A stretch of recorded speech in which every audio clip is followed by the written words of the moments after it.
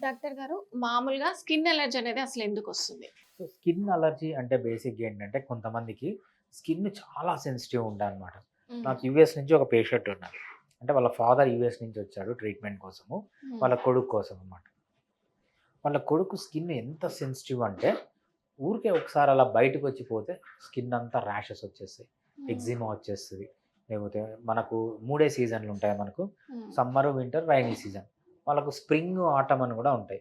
హుహు. స్ప్రింగ్ సీజన్‌లో ఏమవుతుందంటే మొత్తం పూల నుంచి డస్ట్ రిలీజ్ అవుతుంది. పోలెన్ అంటామనమాట. హుహు. సో, ఆ డస్ట్ రిలీజ్ అయిన ఆ సీజన్‌లో వాడు ఇంకా తట్టుకోలేడు. హ్మ్. స్కూలుకు పోయినా స్కిన్ అలర్జీ వచ్చేసింది. హ్మ్. బయటికి పోయి ఏమీ తినలేడు.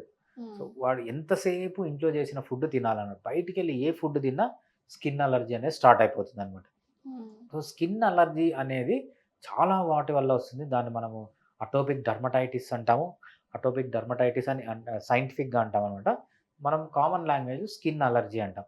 వీళ్ళు ఏమి చేసినా అంటే వాళ్ళ స్కిన్ పైన ఏది పడినా గూడా స్కిన్‌లో ప్రాబ్లమ్ రావడం, ఇచ్చింగ్ రావడము, పెయిన్ రావడము, స్వెల్లింగ్ రావడము. సో, ఇవన్నీ మనము స్కిన్ అలర్జీ అంటామనమాట. సో, హ్మ్. ఈ స్కిన్ అలర్జీ ఎందుకొస్తుంది అంటే మన ఇమ్యూన్ సిస్టమ్ అనేది ఉంటుంది. ఇమ్యూన్ సిస్టమ్ అంటే ఏంటి? రోగనిరోధక శక్తి. ఈ హ్మ్. శక్తి ఏం జేయాలి? మనకు బయట నుంచి ఏదైనా ఒక ఆర్గానిజం, ఒక బాక్టీరియా వచ్చింది, ఒక వైరస్ వచ్చింది, లేకపోతే ఒక ప్రోటోజోవన్ వచ్చింది, మల్టీ సెల్యులార్ పారాసైట్ వచ్చింది. దానికి అగెయిన్స్ట్‌గా మన ఇమ్యూన్ సిస్టమ్ పనిజేసి హ్మ్. దాన్ని చంపేయాలి. సో, అది న్యాచురల్‌గా జరగాల్సింది. హ్మ్.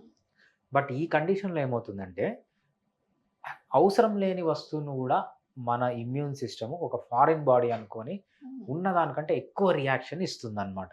హుహు. సో, మీ పైన పోలెన్ పడుతుంది. హ్మ్. పేషెంట్ పైన పోలెన్ పడుతుంది. పోలెన్ ఎందుకు పేషెంట్ ఎక్కువ రియాక్ట్ అయిదంటే ఇమ్యూన్ రియాక్షన్ అనేది ఎక్కువ రియాక్ట్ అవుతుందనమాట. హుహు. ఉండవలసిన దానికంటే ఎక్కువ రియాక్ట్ అవుతుంది. దాన్ని మనం ఏమంటామంటే హ్మ్. అలర్జీ అంటామనమాట. ఓకే. మనకి ఇమ్యూన్ సిస్టమ్ తక్కువ పని చేసినా ప్రాబ్లమే, ఎక్కువ పని చేసినా ప్రాబ్లమే. ఓకే. ఇమ్యూన్ సిస్టమ్ పనిచేయడానికంటే ఎక్కువ పనిచేయడాన్నే మనం ఏమంటామంటే హ్మ్. స్కిన్ అలర్జీ అంటామనమాట. ఓకే. ఇప్పుడు ప్రాంతాలను బట్టి గూడా ఈ ఎలర్జీ వస్తుందంటారా డాక్టర్ గారు? ఇప్పుడు యూఎస్‌లో ఉంటుంది. అక్కడ హ్మ్. వెదర్ ఒకలాగుంటుంది. ఇక్కడ వెదర్ ఒకలాగుంటుంది. అలాంటి టైంలో వచ్చే అవకాశం ఉందంటారా? రైట్. సో, యూఎస్‌లో కామన్‌గా ఉంటుందనమాట. హ్మ్. సో, ఎందుకు యూఎస్‌లో ఈ ఇండియాలో అంతా హ్మ్. తక్కువుంటుందో యూఎస్‌తో పోలిస్తే, హ్మ్. ఎందుకు యూఎస్‌లో ఎక్కువుంటుంది అంటే చాలా రీజన్స్ ఉన్నాయి. నంబర్ 1 రీజన్ ఏంటంటే వాళ్ళ లైఫ్ స్టైల్. హ్మ్. వాళ్ళేంటంటే మొత్తం ఆర్టిఫిషియల్. హ్మ్. పొద్దున్న లేచినప్పటి నుంచి మళ్ళీ పొద్దున్న లేచేంత వరకు అన్నీ ఆర్టిఫిషియల్‌వే. ఫర్ హ్మ్. ఎగ్జాంపుల్ బట్టలు చూడండి వాళ్ళవన్నీ హ్మ్. ఆహ్, పాలిస్టర్‌వే ఉంటాయి. పాలిస్టర్ అంటే ఏంటి? కెమికల్. హ్మ్. వాళ్ళ ఫుడ్డు కెమికల్ ఫుడ్. వాళ్ళు తాగే వాటరు కెమికల్. వాళ్ళు పీల్చే గాలి కెమికల్. సో, ఇన్ని కెమికల్స్ వల్ల ఏమవుతుందంటే మనకు లేటెస్ట్ కాన్సెప్ట్స్ మన జీన్స్‌లో కొన్ని చేంజెస్ వస్తాయన్నమాట. దాన్ని ఎపిజెనెటిక్స్ అంటాం. హ్మ్. ఎపిజెనెటిక్స్ అంటే ఏంటంటే మన జీన్స్ కొన్ని అవసరమైన జీన్స్ స్విచ్ ఆఫ్ అయిపోతాయి. ఆన్ కావాల్సిన జీన్స్ ఆఫ్ అయిపోతాయి. హ్మ్. ఆఫ్ కావాల్సిన జీన్స్ ఆన్ అయిపోతాయన్నమాట. దాన్ని మనము హ్మ్. ఆహ్, జె జెనెటిక్ ప్రాబ్లమ్ అంటామన్నమాట. హ్మ్. సో, ఈ జెనెటిక్ ప్రాబ్లమ్ వల్ల వచ్చే మెయిన్ రీజన్ దీన్నేమంటామంటే ఎపిజెనెటిక్స్ అంటాం. ఈ ఎపిజెనెటిక్స్ అనేది మెయిన్ రీజన్ ఈ అలర్జీస్ రావడానికి. హ్మ్. ఎందుకు యూఎస్‌లోనే ఎక్కువొస్తాయంటే వాళ్ళ లైఫ్ స్టైల్. వాళ్ళు తినే తిండి, వాళ్ళు తాగే వాటరు, నిద్రపోరు, ఎక్సర్‌సైజ్ చెయ్యరు, రాత్రంతా మేల్కొనుంటారు, ఆల్కహాల్ స్మోకింగ్ తీసుకొనుంటారు. ఇవన్నీ ఉంటాయి గాబట్టి వాళ్ళలో ఈ ఎపిజెనెటిక్స్ చేంజెస్ జరిగి హ్మ్.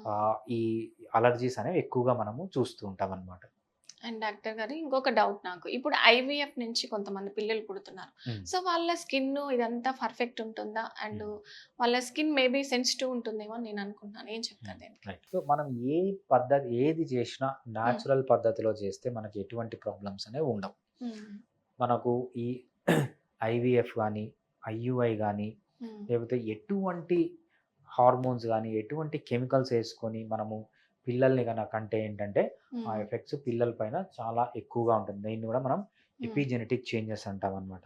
సో, హ్మ్. తల్లిదండ్రులు చేసే తప్పు వల్ల ఆ పిల్లల్లో జెనెటికల్ చేంజెస్ వచ్చి వాళ్ళల్లో సింప్టమ్స్ వచ్చే ఛాన్సెస్ ఎక్కువుంటాయి. హ్మ్. మెటబాలిక్ డిజార్డర్స్ గాని, ఆటో ఇమ్యూన్ డిజార్డర్స్ గాని, హ్మ్. న్యూరో డెవలప్‌మెంటల్ డిజార్డర్స్ అంటే న్యూరో హ్మ్. డెవలప్‌మెంటల్ డిజార్డర్ అంటే ఆటిజము, హ్మ్. లేకపోతే వీళ్ళకి మైల్ స్టోన్స్ సరిగ్గా జనరల్ ఉండకపోవడం. డిజార్డర్స్ హ్మ్. అంటామనమాట. హ్మ్. సో, అవే గాకుండా ఆటో ఇమ్యూన్ డిజార్డర్స్, లుకీమియాలు లాంటివి, క్యాన్సర్‌లు రావడము. సో, హ్మ్. మెటబాలిక్ డిజార్డర్స్ ఎక్కువ ఒబేసిటీలు రావడము, థైరాయిడ్ ప్రాబ్లమ్స్ రావడము, హ్మ్. హైపర్‌టెన్షన్ ఎర్లీ ఏజ్‌లో రావడము, ఇవన్నీ మనము కామన్‌గా చూస్తుంటాం. సో, ఎప్పుడైతే మనం అన్‌న్యాచురల్ పనులు చేస్తామో, అన్‌న్యాచురల్ పనులు చేసినప్పుడు తల్లికి ప్రాబ్లమ్ ఉంటుంది, బిడ్డకు గూడా ప్రాబ్లమ్ అనేది మనం కామన్‌గా చూస్తామనమాట. Even okay. ఇటువంటి కేసెస్‌లో గూడా నాకొక కేస్ ఉంది యూఎస్‌లో. హ్మ్. ఆమెకి ఫస్ట్ మ్యారేజ్ ఫెయిల్ అయింది. సెకండ్ మ్యారేజ్ జరిగిందనమాట. ఫస్ట్ మ్యారేజ్‌లో చాలా స్ట్రెస్ ఉన్నింది ఆమెకి. ఆ స్ట్రెస్ ఉండడం వల్ల ఫస్ట్ మ్యారేజ్ బ్రేక్ అయిపోయింది. మళ్ళీ సెకండ్ మ్యారేజ్‌కొచ్చింది. సెకండ్ మ్యారేజ్‌కొచ్చిన తర్వాత ఆ ప్రాబ్లమ్స్ అలానే ఉండడం వల్ల ఈమెకు పిల్లలు పుట్టలేదు. పిల్లలు పుట్టకపోతే ఆల్మోస్ట్ 10 ఇయర్స్ ఈమె ఏం చేసిందంటే ఐవీఎఫ్, ఐయుఐ ట్రై చేశారు. అంటే 10 ఇయర్స్ ఐవీఎఫ్, ఐయుఐ ట్రై చేయడం అంటే ఏంటంటే హ్మ్. 10 ఇయర్స్ ఆమె కెమికల్స్ వాడుతూనే ఉంది. హ్మ్. Hormones, chemicals. వాళ్ళకి పిల్లలు పుట్టారు. ఫస్ట్ ఒక పాప పుట్టింది. పాప పుట్టినప్పుడు పాపకంతా ప్రాబ్లమ్సే. ఐసైట్ సరిగ్గా లేదు ప్రాబ్లమ్ పాపకి. ఈ ప్రాబ్లమ్స్ అన్నీ పాపలో ఉన్నాయి. తర్వాత మళ్ళీ అప్పటికి కామ్‌గా ఉండలేదు. మళ్ళీ ఇంకో బాబు పుట్టాడు. ఆ హ్మ్. బాబుకేంటంటే కంప్లీట్ స్కిన్ అలర్జీస్.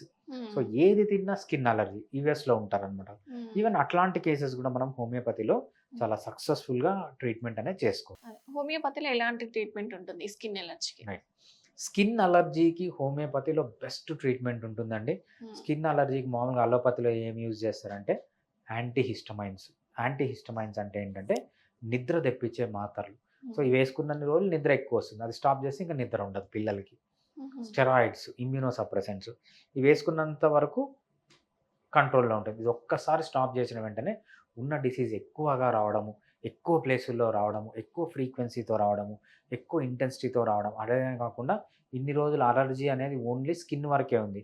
అది హ్మ్. ఆస్తమాగా మారడము, లేకపోతే ఆటో ఇమ్యూన్ డిజార్డర్స్‌గా మారడం ఇవన్నీ సైడ్ ఎఫెక్ట్స్ ఈ అలోపతి ట్రీట్మెంట్ ద్వారా ఉంటాయి. హ్మ్. బట్ హోమియోపతిలో ఒక్క సైడ్ ఎఫెక్ట్ కూడా లేకుండా చాలా ఎఫెక్టివ్‌గా ఆయుర్వేద, యునాని, సిద్ధ, అలోపతి, సౌరిక్ప, న్యాచురోపతి వీటన్నిటికంటే బెటర్‌గా హోమియోపతి మెడిసిన్స్ పనిచేస్తాయి. ఒక్క సైడ్ ఎఫెక్ట్ కూడా లేకుండా కంప్లీట్‌గా ఈ కండిషన్‌ని రివర్స్ చేసుకొని అంటే క్యూర్ చేసుకొని మళ్ళీ మళ్ళీ రాకుండా ప్రివెంట్ చేసుకోవడానికి కూడా హోమియోపతి చాలా బాగా పనిచేస్తుంది. ఈ సింప్టమ్స్ కూడా చాలా క్విక్‌గా తగ్గించుకోవచ్చు మనము హ్మ్. Homeopathy medicines. Okay. Thank you doctor గారు. థాంక్స్ అండి.